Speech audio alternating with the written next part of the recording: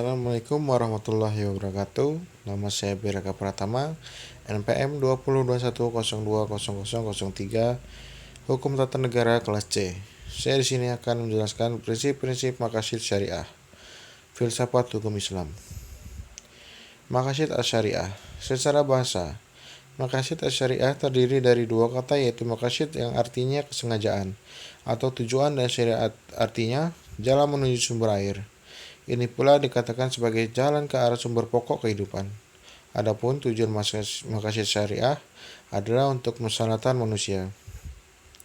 Kemaslahatan dapat dirasakan dengan baik jika 5 pokok dapat diwujudkan dan dipelihara, yaitu 1 agama, 2 jiwa, 3 keturunan, 4 akal, dan 5 harta.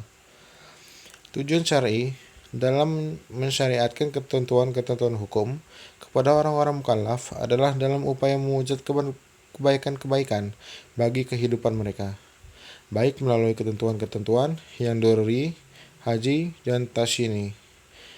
Syatibi berpandangan bahwa tujuan utama dari syariah adalah untuk menjaga perjuangan tiga kategori hukum.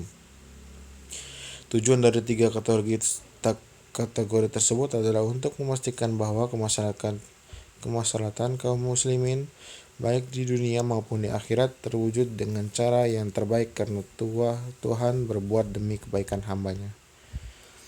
Kemaslahatan yang ingin diselesaikan adalah yang memiliki syarat sebagai berikut. 1. Masalah itu harus real atau berdasarkan prediksi kuat dan bukan khayalan. Yang kedua, maslahat yang ingin diwujudkan harus benar-benar dapat diterima akal. Yang ketiga, harus sesuai dengan tujuan syariat secara umum dan tidak bertentangan dengan prinsip umum syariat. Yang keempat, mendukung realisasi masyarakat daruriyat atau menghilangkan kesulitan yang berat dalam beragama. Adapun manfaat mempelajari maqasid asy-syariah ialah sebagai berikut. 1. Mengungkapkan tujuan, alasan, dan hikmah tasyri' baik yang umum maupun yang khusus. 2. Menegaskan karakteristik Islam yang sesuai dengan tiap zaman. 3. Membantu ulama berijtihad dalam bingkai tujuan syariat Islam. 4. Mempersempit perselisihan dan tashub di antara pengikut mazhab fiqh. 1. Pelengkap maqasid asy-syariah. Pelengkap maqasid ad-daruriyat.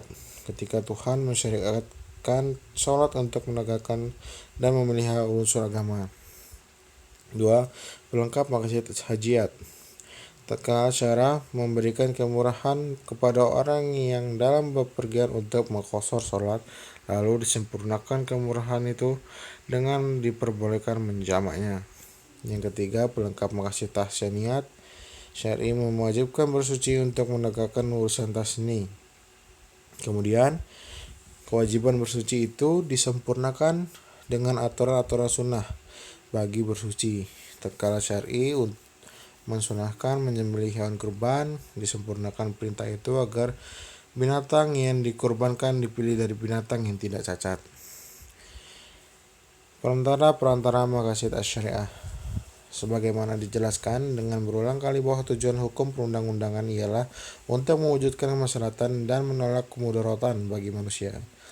Maksud tersebut dapat terwujud karena perintah dan kewajiban syariat dilaksanakan dengan sebaik-baiknya dan jauhi segala larangannya. Pengetahuan dan pemahaman yang benar mengenai sebab-sebab perintah itu dikeluarkan menjadi pendukung utama untuk mentaati perintah syariah. Karena sebab-sebab syariat dikeluarkan selalu mengikuti status hukum musabbatnya. Artinya, jika status hukum musababnya adalah wajib, maka wajib pula hukum sebab yang terjadi perantaranya.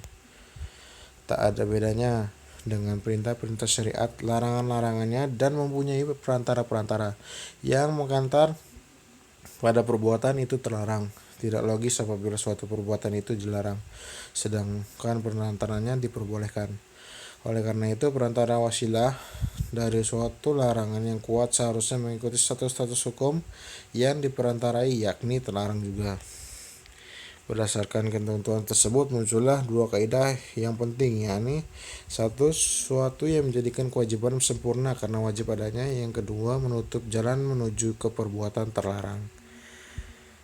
Sekian dari saya, apabila saya ada kesalahan saya mohon maaf. Pada Allah saya mohon ampun. Wabillahi taufiq wal hidayah. Wassalamualaikum warahmatullahi wabarakatuh.